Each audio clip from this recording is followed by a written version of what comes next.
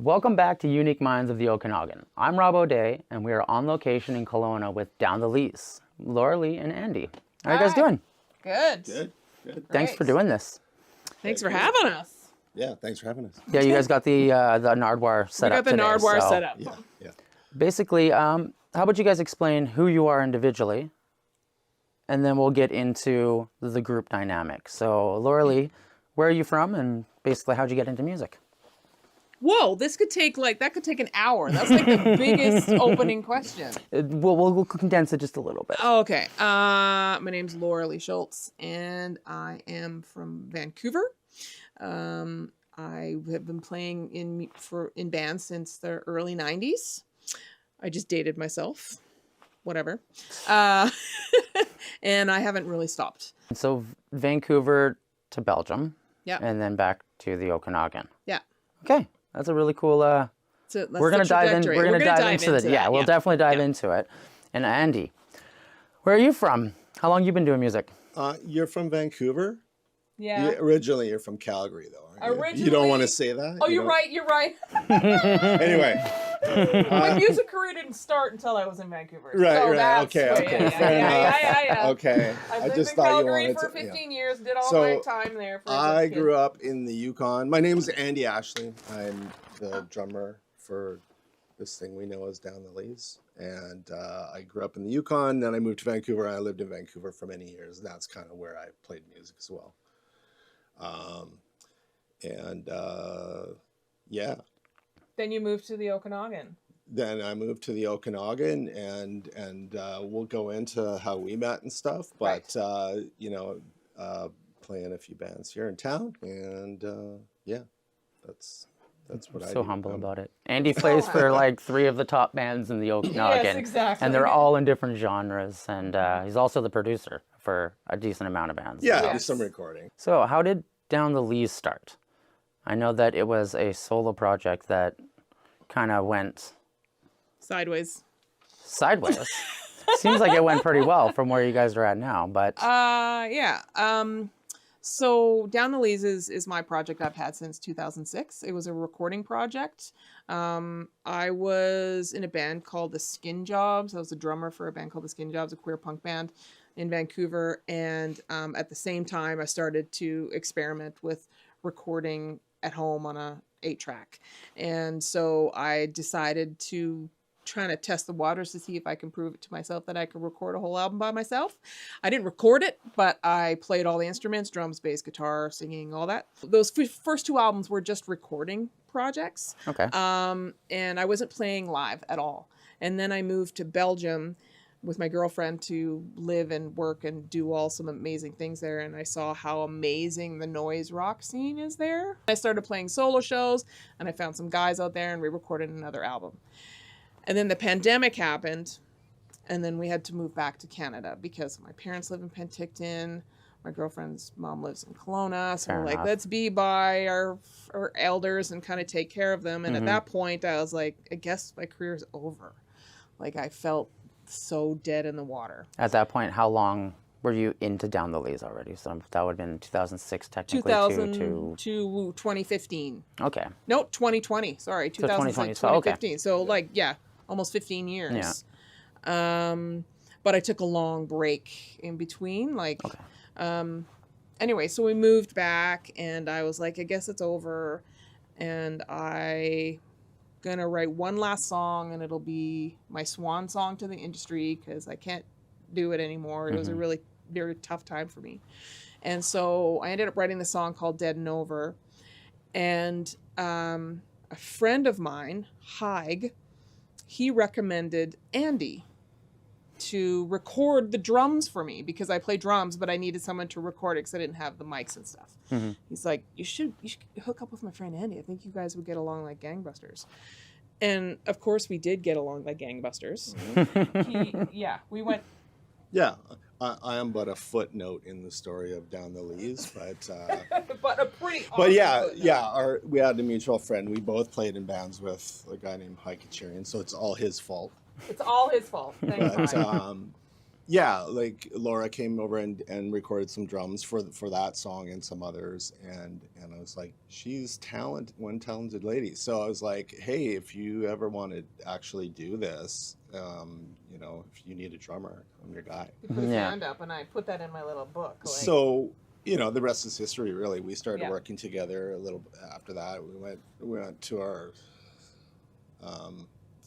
Godspeed Black Emperor show. That was our first date. And saw that, and then just kind of started working together. And I think we have the same kind of like similar. I mean, we're of kind of the same age and grew up in the same era, so we have that in common. But more so, our musical tastes kind of, you know, are very, I think, similar. We both kind of have that antithesis of noise and beauty at the same time, kind of thing. favorite things to put together. You Beautiful know, noise. so it was just natural, and then we found Chris, and Yeah. and he fit in just like a glove as Yeah. well, and yeah, we've just been working together ever since, and writing some new stuff now, and hoping to record that and sometime in the future. I don't know. He actually hung up his bass like 16 years ago. He used to tour with Tegan and Sarah like all around the world. Oh, wow. He was the Tegan and Sarah bass player. And so he decided to take his bass out of the garage and learn a bunch of the songs. I just still remember the first time we jammed with Andy. He was like, okay, I know all these songs. And he just whipped through them. I'm like, what? He's like, I really want this gig. That's wicked. I was like, and so it just, you know, fell into each other really quickly. Our chemistry is really palatable. Palatable? That's it. We were all in that same scene in Vancouver. We didn't know each other, Which is funny. which Yeah. is kind of funny, but Yeah. we found each other like several years later. But all kind of come from that same era, like that 90s post-hardcore kind of 90s post-hardcore kind of thing, right? I Yeah. mean, if you want to put a label on it. It's hard to put a label on it. Even, but you guys, I don't think the label that you guys have on it really justifies the sound you have. No.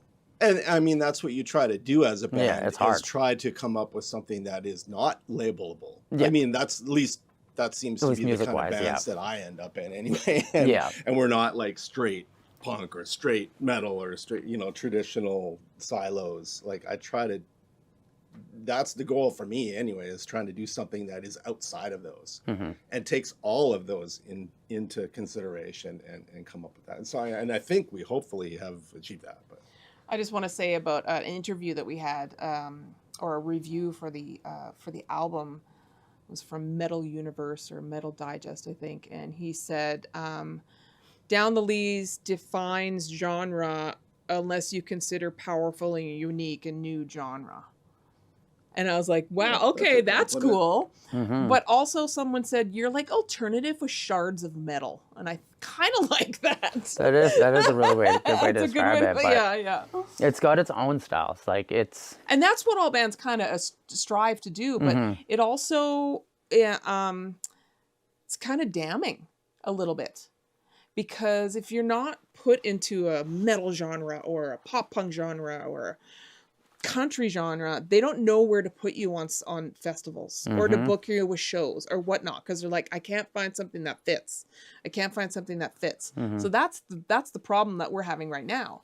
I reach out to agents and stuff like that, and I'm like, hey, can you fit us on a bill? Yeah, I'm looking for something that will fit your stuff that would complement the other band and not be so, you know, all over the place. But I think that kind of does a disservice to the audience, because we should be exposing people to all kinds of things. Yeah. And it shouldn't be just a metal show that plays death. yes. Or just a pop punk show. Like, it should be all over the place. And so yeah, they want you to be original, but they also damn you for being original, I think. To date, what's been your biggest challenge? Has it been trying to find musicians that you work well with, or like getting down the leads to where you are now, from it being a solo project to working in Europe to coming back? What's been your biggest struggle personally with Down the Lees? I touched on it earlier. It was the pandemic.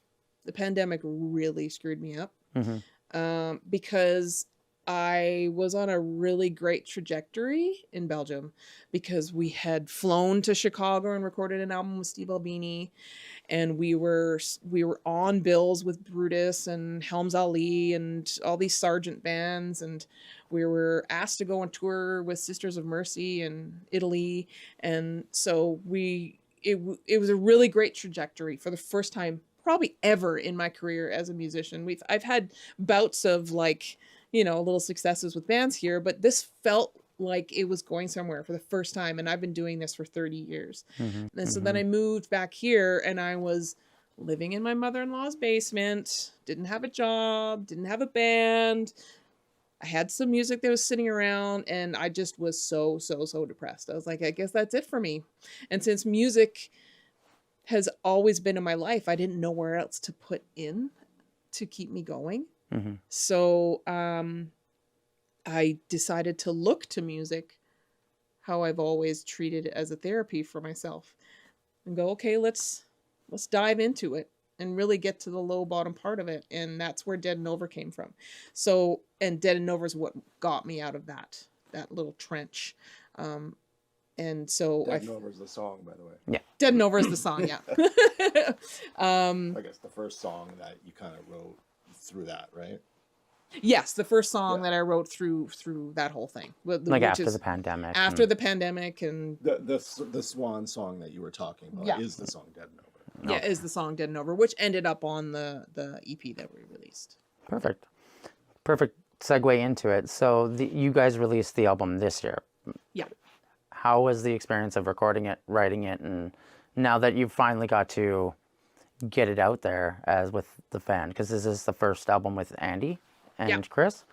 So how was that experience with recording this? Did you guys do it at Andy's, or were you in a different studio? No, we went to Jesse Gander's studio in Vancouver, Rain City Recorders. It was like a whirlwind. We were there for, I think Chris and I tracked for like 3 days. 3 days, and I was there for and then she was for another 3 days. Yeah. Tracking, mixing it all. Like, it was pretty quick actually. So, but I mean, the experience was great. I feel really good about it, and I'm just feeling really good about the future, and what we're going to come up with as a group. Because like I said before, like, we are kind of, you don't find, like, I've been playing music for a long time, and it's very rare when you come across someone. I have that with you too, but it's very rare when you come across people that you just instantly sync with musically. And other ways too, but especially musically, and you really have to take advantage of that, and it's rare. So it is. It's great. Yeah. You do have a giant show coming up. Giant. And it's saw the promotion for it this morning actually. Nice.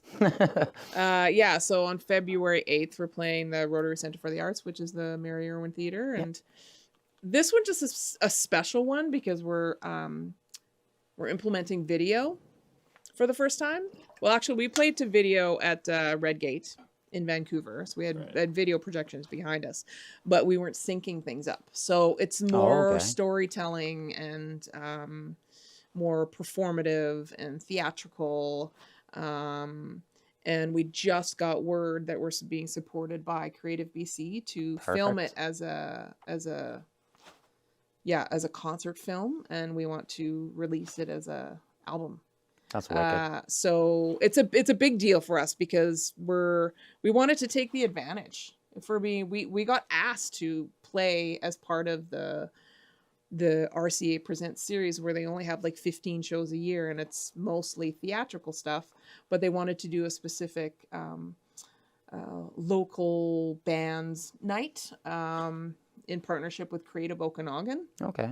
And so it's us and Nightshades, and they wanted to just give the stage to rock bands to play, and hopefully they can get more rock bands to play there, because we don't have a lot of venues here. No, and that's the biggest challenge here. So we're like, okay, let's we filmed the Douse music video there. Let's level up and see what we can actually accomplish and take advantage of the fact that we're going to have use of this awesome stage and lights and just be theatrical about it and see what we can do. So we're busy building it out right now.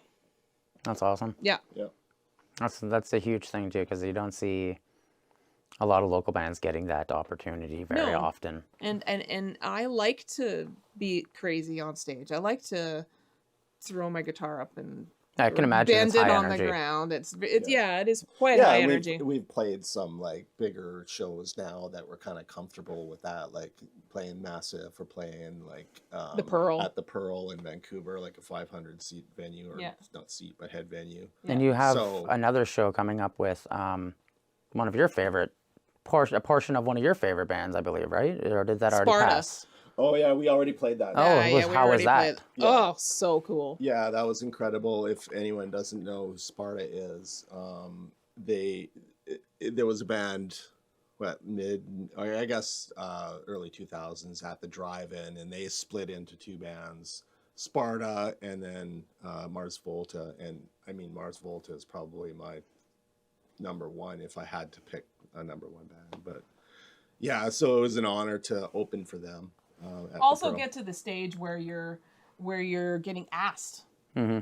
Like Yeah. that's the kind of the next level. You're not knocking on people's doors and let us do it. Let us do it. Come on, come You're on, come kind on, of come looking on, at come on, come on. the requests at this But point. now it's like people are asking us to do these things. So Mm-hmm. getting asked to open with Sparta was like, okay, that's an awesome way to end our year. You guys don't really fall into an area. You're heavy, like you said earlier. You're not heavy enough for the metal scene, but not too heavy for the indie rock scene. But there's a lot of bands that I find like High Horse or Hardball, Lake Man.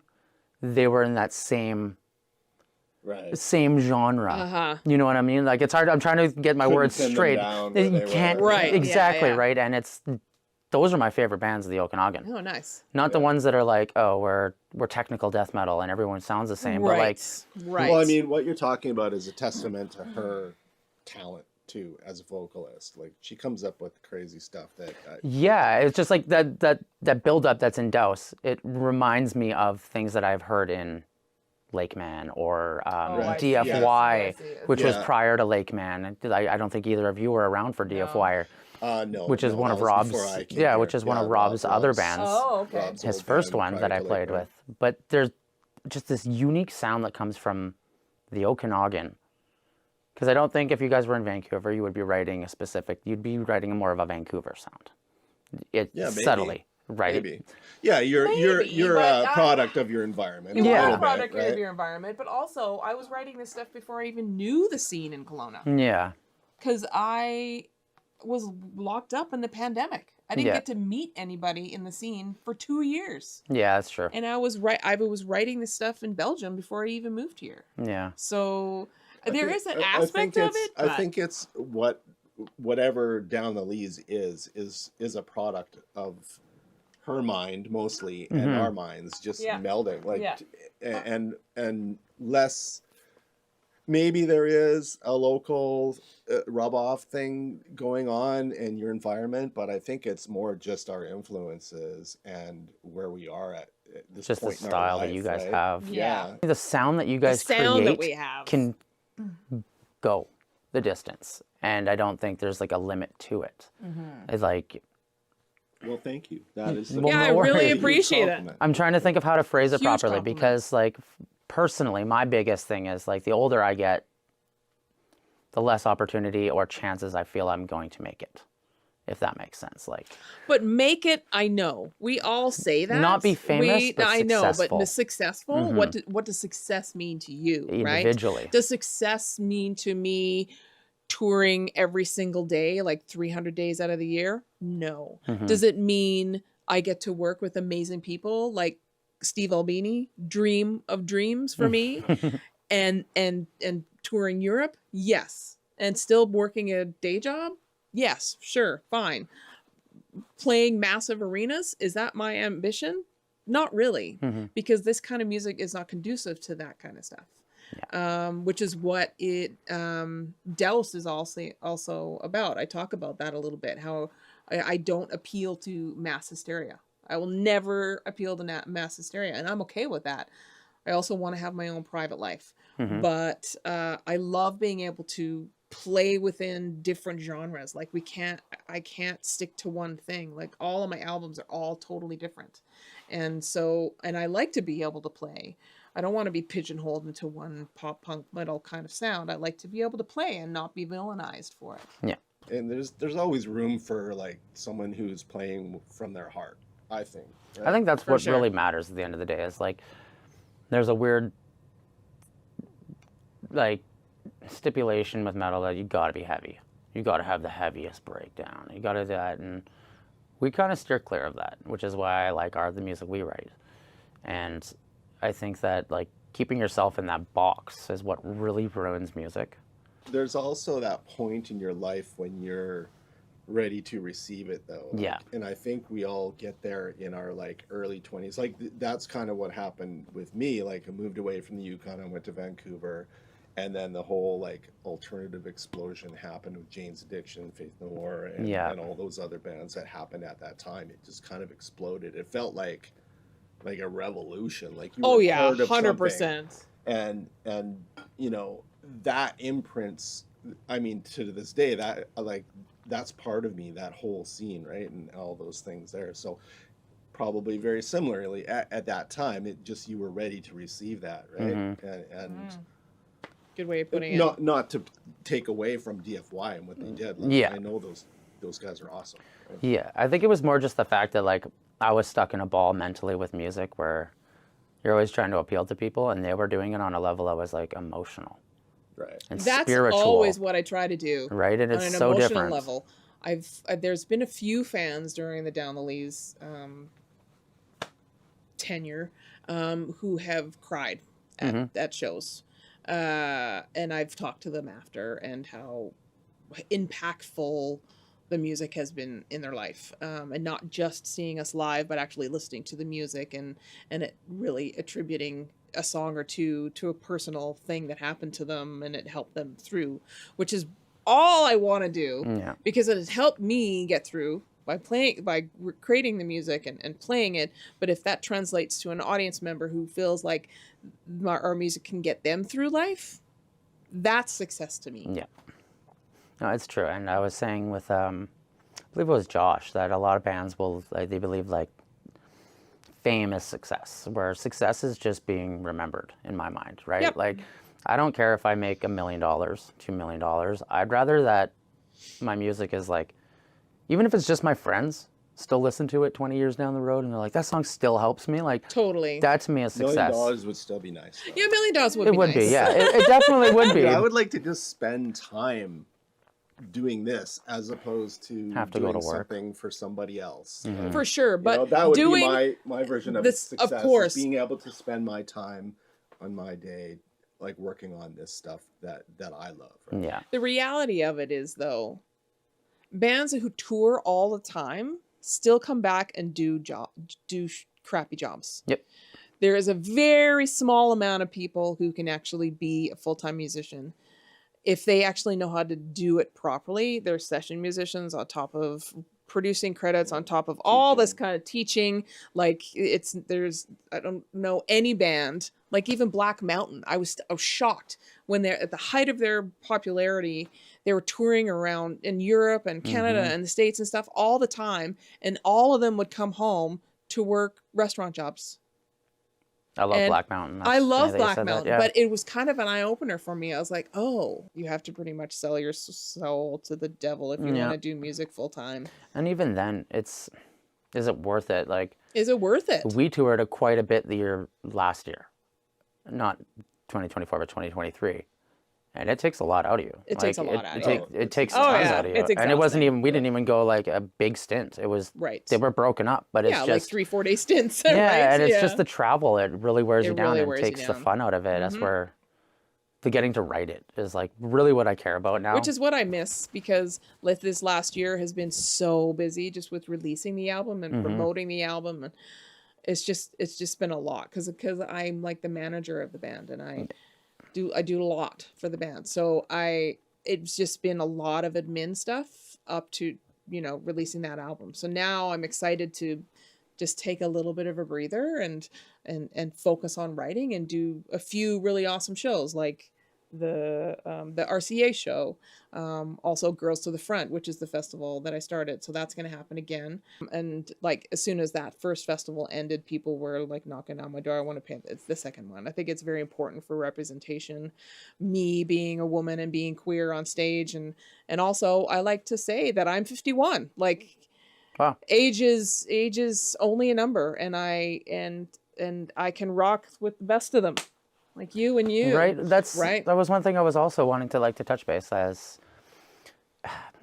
Do you find that you have the older you get, do you now that the music industry is opening up in a sense where you're seeing bands who are maybe a little bit older than just picking the cream of the crop as they used to when we were growing up, where they basically sit there and they pick the 15-year-olds, the 20-year-olds who don't really have the experience writing music. They don't have the life experience, don't have that emotional experience.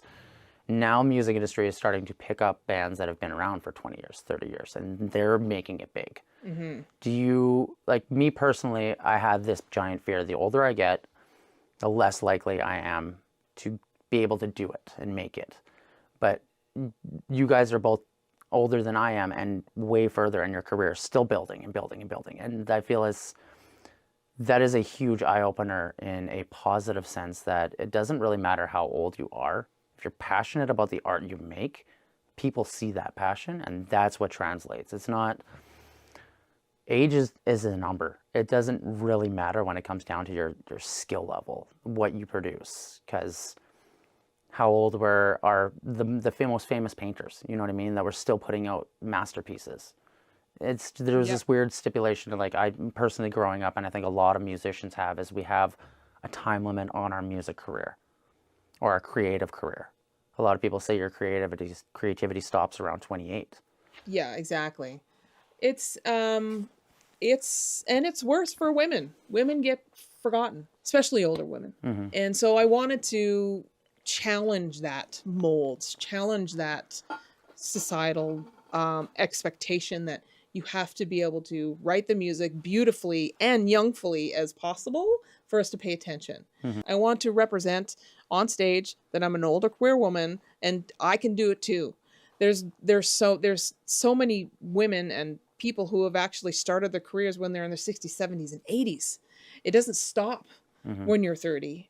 I feel like my best life has been in my 40s and my 50s. 100%. I love that. That's it. Do you find that... Have you noticed a change in your mental ability to write at all? Do you find you're writing stuff that is less emotional? Childish? Yeah, well, I don't want to say angsty, but you know what I mean? As we grow, we write how we feel. And then the older we get, we change the way we feel. I used to be very antsy. I think it's less trying to impress other people. I mean, we still are working against, especially on the social media, where you have young, beautiful people, look at us. We're not, yeah, we're a little older, but I mean, from a creative standpoint, I've never been more focused than I am now with my drumming, and I practice more, and my kids are getting older and they're becoming more independent, so I don't have to spend so much time there, Yeah. You're in the I'm in the thick of it. I understand. Now, but I mean you always have to focus on your kids, but I mean, I don't think it's fair. To answer the question, when you get older, does your creativity wane? I don't think so. I think for me, it's more focused now than ever. Do you think with life experience has made your creativity flourish more versus just it being so. You see more, you feel more, and you take in from so many other different ways. maybe you don't have that angst and you have a little more wisdom, and hopefully the music reflects that. But and hopefully you don't sound like an old fart. But. I know for me is when I first started writing music, it was oh you broke my heart and I broke your heart and you broke my heart and I broke my heart. Now it's more like, oh, why is Earth on fire? Yeah. Why are there racists in Kelowna? Yeah. Why? And so, yeah, there's a couple here. There's a couple racist people here.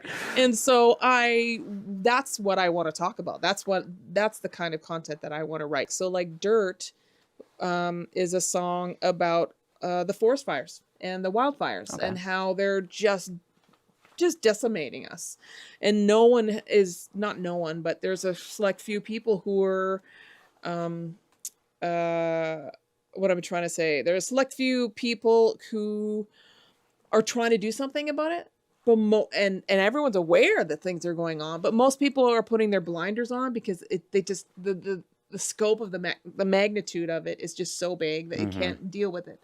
So I was like, well, how can I deal with it? Because it's really upsetting to me when we're in fire and people are like, just lock up in our houses with our air conditioners and just watch TV and wait until the fires are gone. And for me, it's just like, I can't fathom that. So the way that I deal with it is, put it into a song, and it's my therapy, but also we give back. We gave to the Wildfire Recovery Fund proceeds as part of our artwork that we had someone commissioned to do artwork for it, and we gave back to the Wildfire Recovery Fund. I've also given to the Indian Residential School Survivor Society and donated to them with some of the things that we've done, compilation albums and stuff like that. So that's how I feel like I've grown up, where I'm kind of giving back with my art and speaking to it, as opposed to it just being about me, being a selfish pursuit. I'm trying to involve the community, involve what's going on.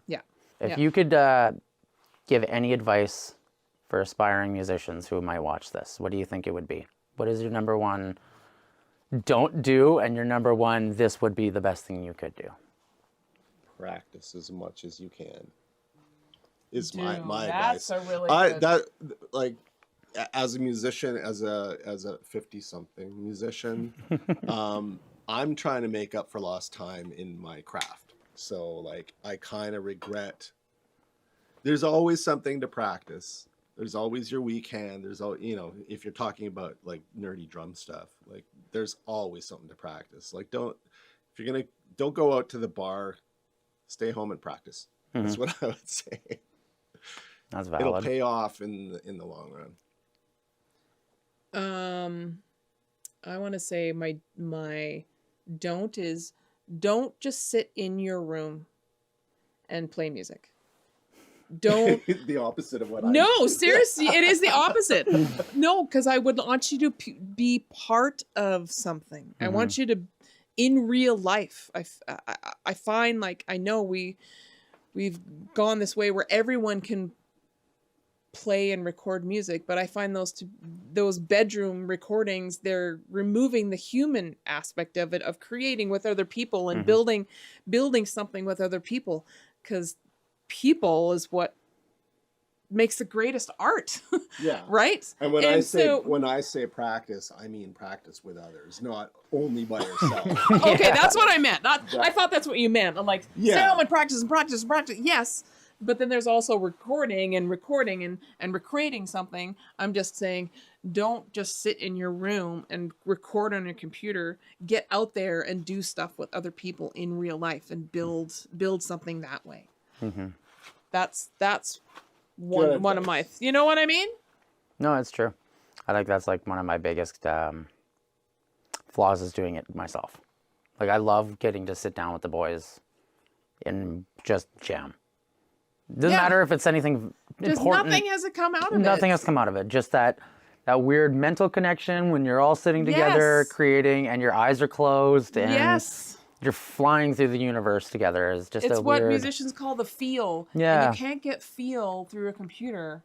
You may think you can, but there's the human connection with it that creates this spark, this chemistry feel that you don't get through a computer. And I think we're missing that in the world in general because we're so attached to our phones. I mean, I'm attached to my phone, but we're attached to phones and computers, and we're not actually relating to each other on a level that we used to. And I think it's kind of damaging our circuits and our mental capacity to deal with things.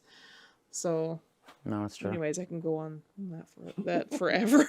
No, I think we're basically at our time too. We're at our so time. Nice. You're right. That did go by very it goes fast. by really quickly. Wow. I'd like to thank you guys for doing this because Thank you so much. Thank you. Appreciate it's always it. fun. Like I've worked with Andy for probably going close on 4 or 5 years now, and And this is this the is first time you you getting learned. to sit down and do these like conversations where you talk on a different level than work. You know what I mean? Like Yeah. it's kind of cool. Yeah. Well, awesome. Thank you guys. Thank you so much. And we'll see you guys next time.